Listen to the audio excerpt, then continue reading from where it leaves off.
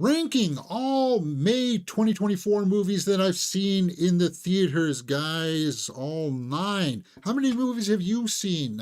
Come and join me here while I go through them here. We start off with number 5, The Fall Guy, which I had a lot of fun with. Emily Blunt, Ryan Gosling in the key roles, and I thought they had some good chemistry, and the movie was just a lot of fun. Hannah Waddingham also really good in this movie. Some people would probably say that she stole the show if you went out and saw it. I thought it was pretty good. Pretty harmless fun, I would say. A bit long, but overall, it was a great theatrical experience. And I think most people agreed with me on this one, right? Looking at the tomato meter, 81% by critics, 87% by the audience. Yeah, let's see what some of the snapshot reviews said. I found the film to be exhaustingly loud and not terribly inspired. Okay, that's somebody who didn't like it. Someone needed to supply a heftier story, the script fleshed out of the time in between the mayhem. Well, they did change course a little bit from the TV show that it was based on, that he was supposed to be like a bounty hunter. And in this one, he's just the stuntman, right? Because Lee Majors was the original guy. He was like a stuntman that turned into a bounty hunter. And they kind of sort of try to do that. Like he's got to go out and find the star of the picture that's gone missing, played by Aaron Taylor Johnson. So there's a little bit of a mystery in there, but I liked it because I like Emily Blunt and I like, well, Ryan Gosling, and there's Aaron Taylor Johnson. And I thought that some of the reveals toward the end, I thought some of them were actually pretty well done. It got me laughing. Some of the cameos, the Fall Guy, number 5 for me. Moving on, okay, to let's say number 6, the If movie. The If movie, Ryan Reynolds. Yes, Ryan Reynolds stars in the If movie. Well, starred in the If movie. I thought that it was pretty harmless fun. The standouts here were Ryan Reynolds and the little girl, uh, who they had really good chemistry. It had some heart. It really did. But it took a little bit too long to get there. And the visual effects were pretty well incorporated with each other. Again, a little bit like the Fall Guy, I liked when some of the reveals came in and it's like, oh, okay, that's what's sort of happening here. And it was a little bit charming at times. John Krasinski directed this, the guy who did the Quiet Place movies. I just felt like it was a bit long and it had some pacing issues towards the middle, right? And it started off in a very, very serious tone, which some people were maybe put off on. But it's she's the main character in this, and I liked it. If did fairly well, I think by no, it didn't by critics. It got 49% by critics, 88% by the audience. So the audience liked it a lot more than the critics. Mark Kermode liked it. I am slightly iffy about If. Ha ha ha. I see what you do, what you did. But Allison, an audience review, says it was a great movie. Love the plot. Yeah, there's some reveals in there that you're like, okay, well, if you think about the premise, then you can sort of telegraph where it's going, kind of. And if you really think about it, it's like, oh, okay, I see what's happening here. And in that aspect, I thought it was kind of charming, pretty harmless fun. Okay, so that's number 6 on my list. If. What is number 4? Number 4 is I Saw the TV Glow. I Saw the TV Glow is a indie kind of movie that didn't come out in wide release, but it was kind of like a psychedelic thriller of these teenagers that are kind of trying to, well, coming of age kind of thing, but then they're like also they're enthralled with watching this TV show that it's called, I think, The Pink Opaque, right? And they're like the outsiders and stuff like that. And they're like, "Oh, is the TV real? Is the TV show hypnotizing you? Do you believe in your realities and stuff like that?" And in that aspect, it was quite haunting actually, and it's kind of stuck with me a little bit. And a lot of it has to do with the performances from Justice Smith and whoever that lady is. Again, I forgot her name. Uh, Something Lundy Payne. What the heck is her name? Let's go over to the Rotten Tomato meter. 84 by critics, 68 by the audience. Uh, Cast and crew. Why are you not playing that for me there? Bridget Lundy Payne. There you go. Justice Smith. Good role for him though. It is blurring the reality and fantasy. I saw the TV glow compels us into this mysterious new, scary new space. Why am I having trouble reading today? Wow. Um, well, that's sort of what this movie's like. It's kind of like a little bit muddled. It's like, are you sure? Okay, I thought this was supposed to be coming of age. Oh, okay, so I get it. They're one of them's gay or whatever. Okay, they're having trouble with identity and stuff like that. I get that part of it.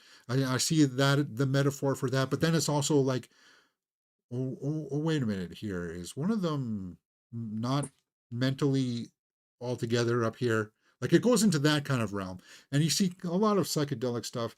Good soundtrack, good acting. There's a good monologue sequence, a couple of good monologues in here, but it's like not a traditional narrative where it's like unfolding like a normal story. It's kind of like just a bunch of things that are happening, and then you have to try to figure out what the narrative is, sort of, right? And that's where I think a lot of audiences are not responding to it. But it's great soundtrack, good soundtrack. I liked it. I Saw the TV Glow is my fourth favorite movie, just because, as I said, it has stuck with me. I'm still thinking about it, and I'm still listening to the soundtrack.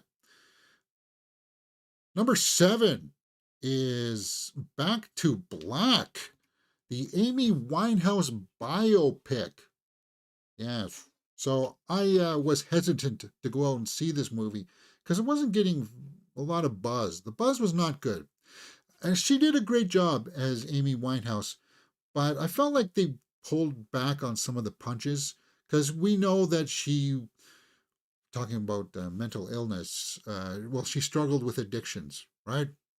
Not only booze, but like drugs. And then I think she had a very skewed perception of reality. And I think they tried to soft play that because she falls head over heels for this guy, which we understand. Okay, that happens. It's awesome when that happens.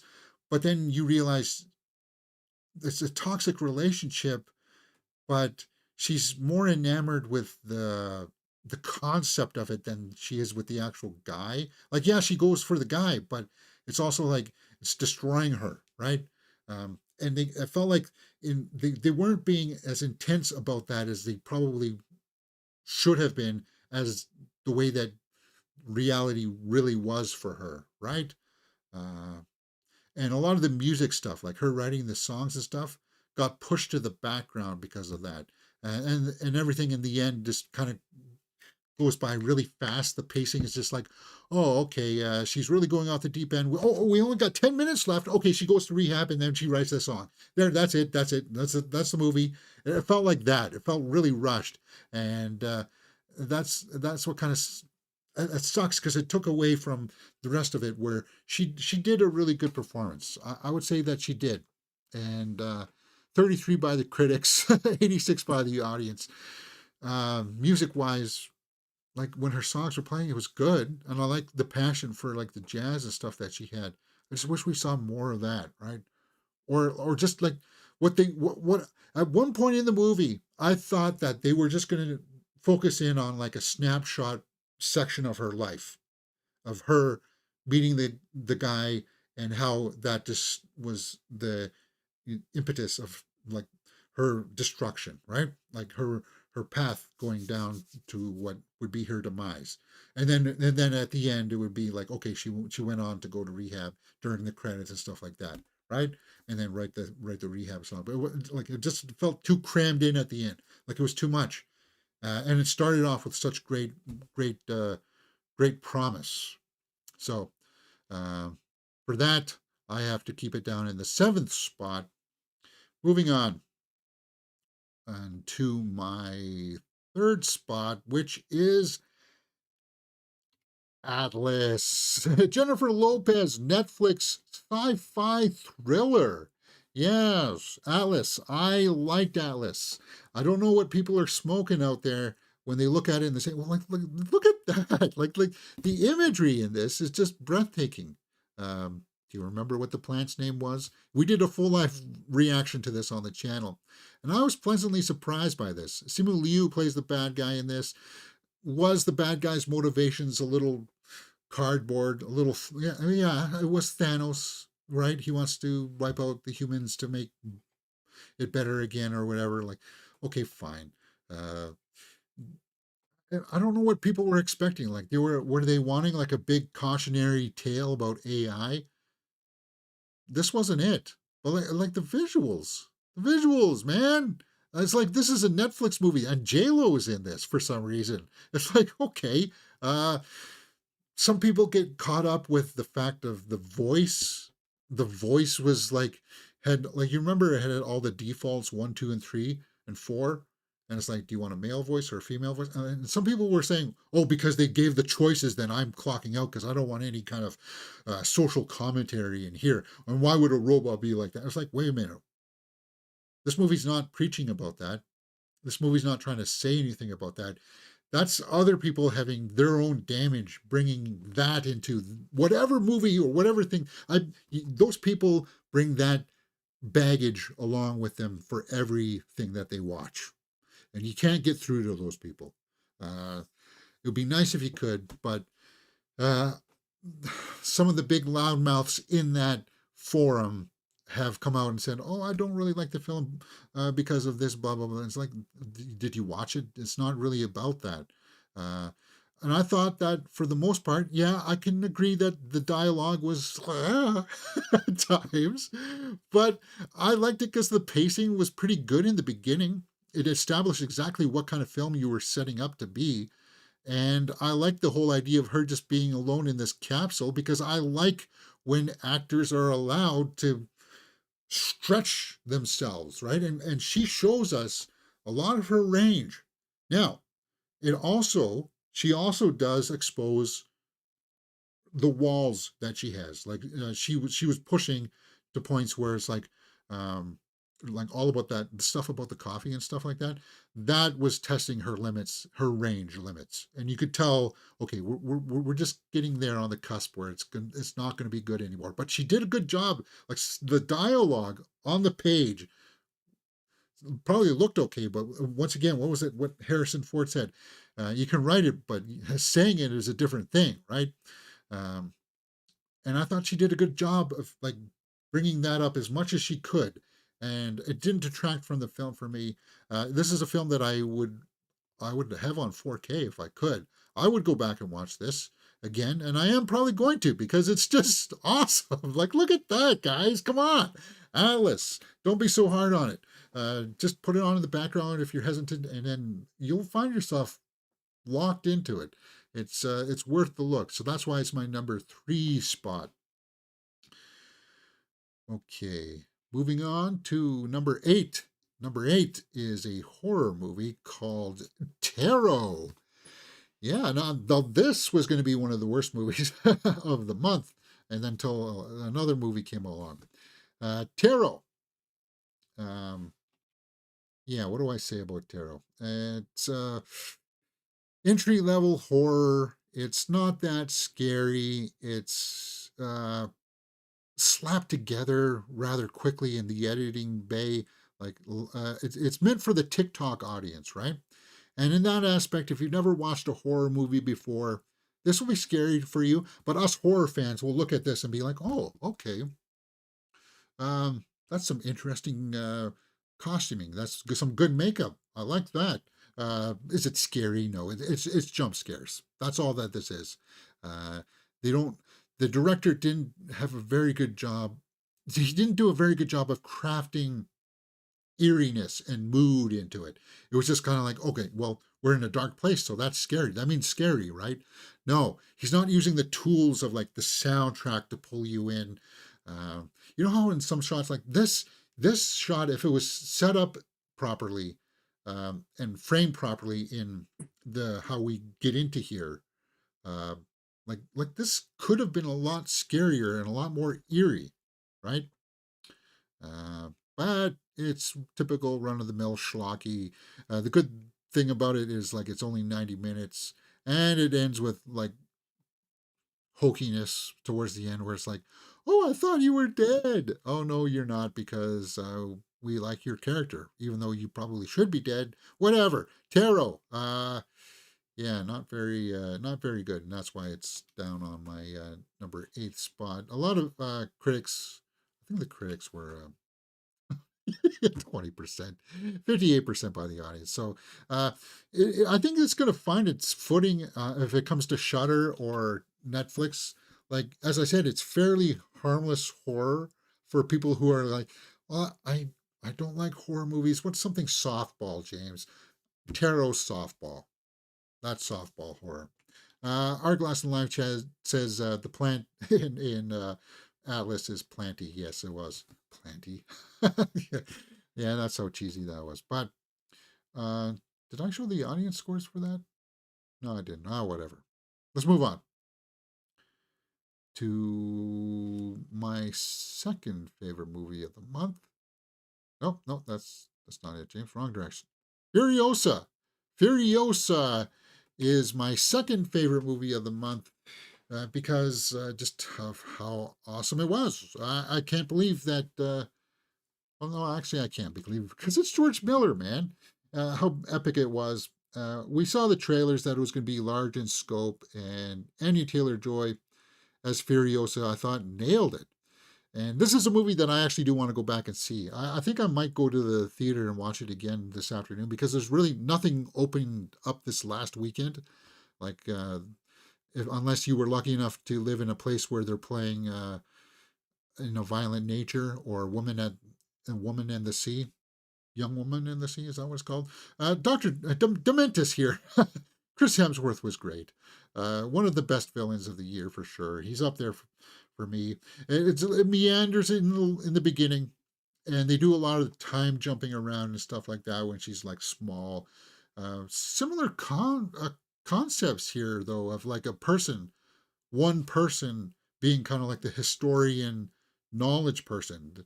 That'll carry over into another film we're going to talk about pretty soon, where it's like, okay, there's a human that knows all of this stuff that's used for like teaching and stuff like that. Similar concepts, huh? Uh, but yeah, Annie Taylor Joy was great.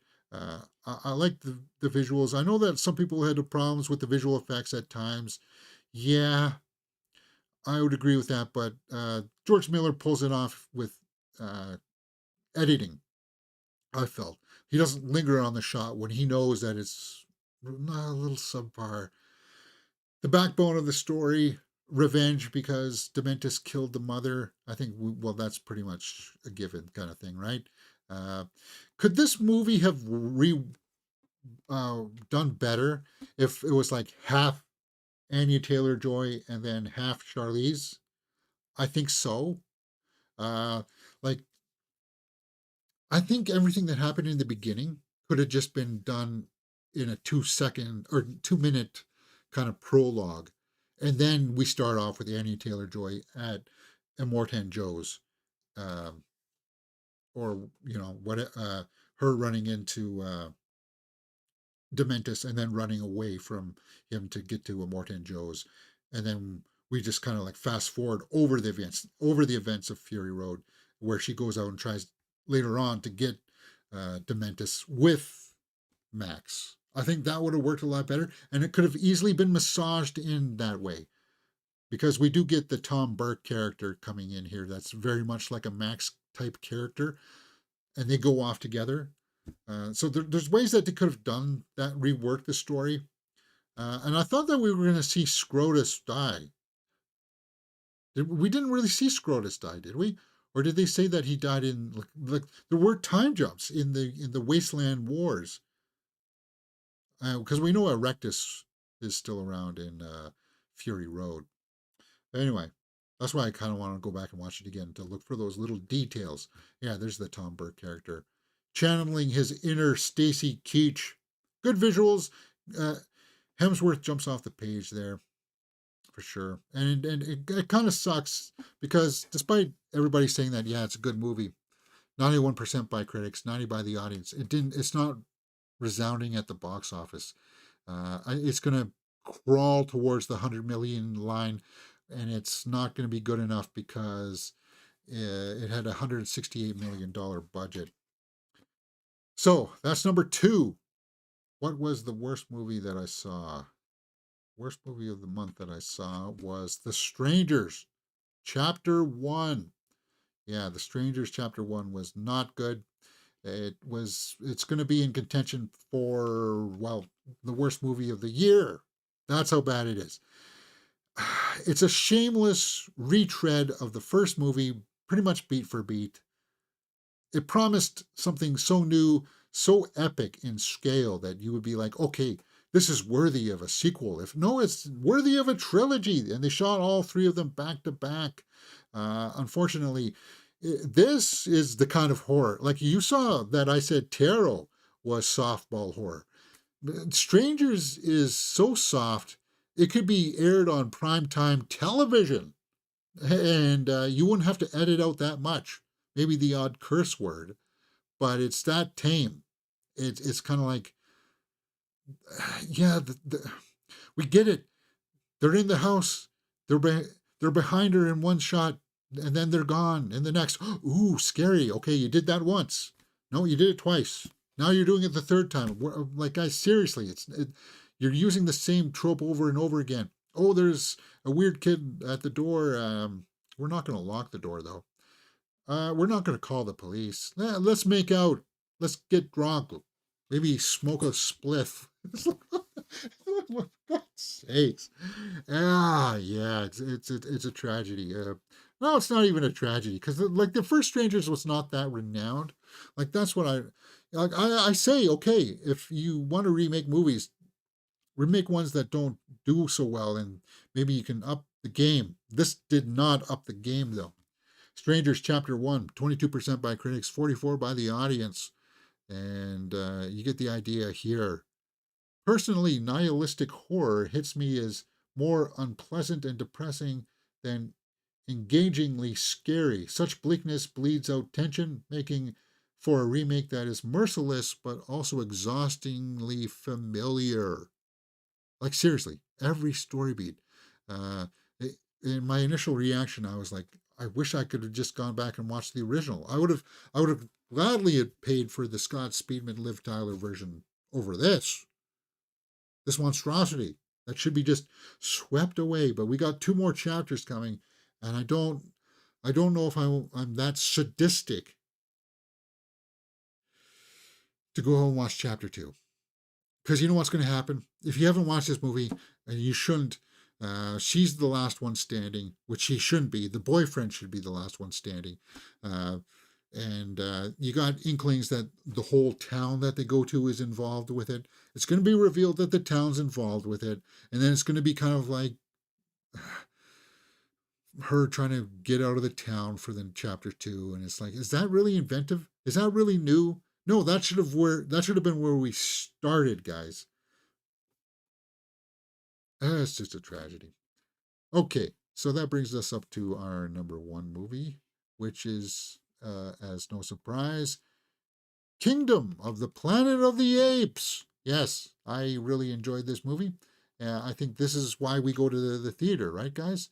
Because we want to see these big, grandiose scope movies that are just, well, breathtaking. It gets you charged up. Visual effects in this, like I said, the visual effects were good for Atlas. This knocks it out of the park. Like the apes in this one, they've perfected it, like down to the hairs, like in the fires when they're in the water and stuff like that. It's like they look real. It's like wow. Proximus Caesar is the bad guy. Kevin Durant. That's my number one pick, guys. Um, Soundtrack, sweeping cinematography. It's got heart in there. Uh, is the ending a little bit weak? Perhaps. And remember when I said that had familiar tropes of like a human character that knew the history and stuff and was teaching people, right? This movie also has that with the William H. Macy character. But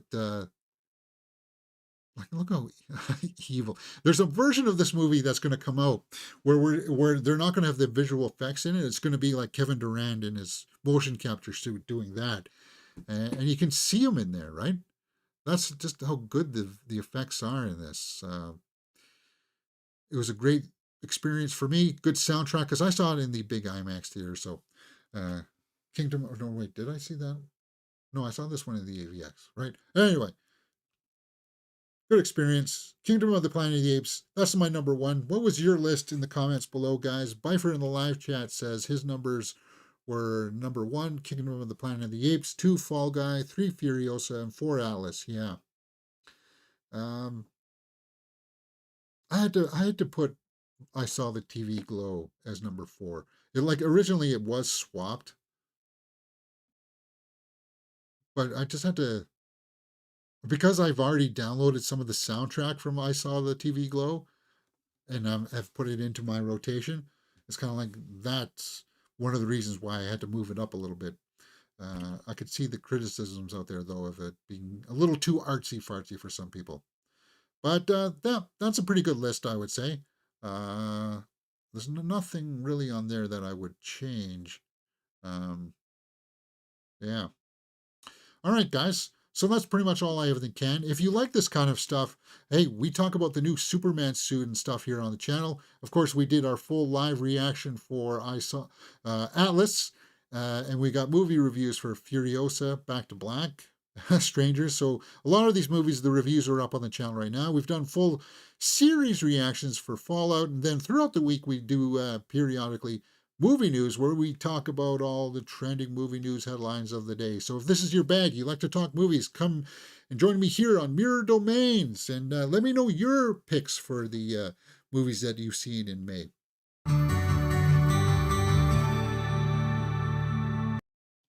All right. So